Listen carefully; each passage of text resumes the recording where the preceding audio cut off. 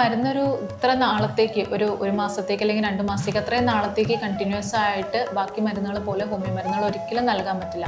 കാരണം ഹോമിയോപ്പതിയുടെ ട്രീറ്റ്മെൻറ്റിൻ്റെ ഒരു ബേസിസ് എന്ന് പറയുന്നത് തന്നെ സിംറ്റമാറ്റിക് ട്രീറ്റ്മെൻ്റ് ആണ്.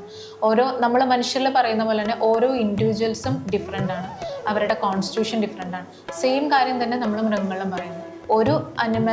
ഒരു മൃഗത്തിന് അസുഖം വരുന്നത് പോലെ ആയിരിക്കില്ല വേറെ ഒരെണ്ണത്തിന് വരുന്നത്. ലക്ഷണങ്ങൾ ഒരേന്നായിരിക്കാം എന്ന് പറഞ്ഞ് നമ്മൾ ഒരേ മരുന്നുകളായിരിക്കില്ല രണ്ടിനും കൊടുക്കുക.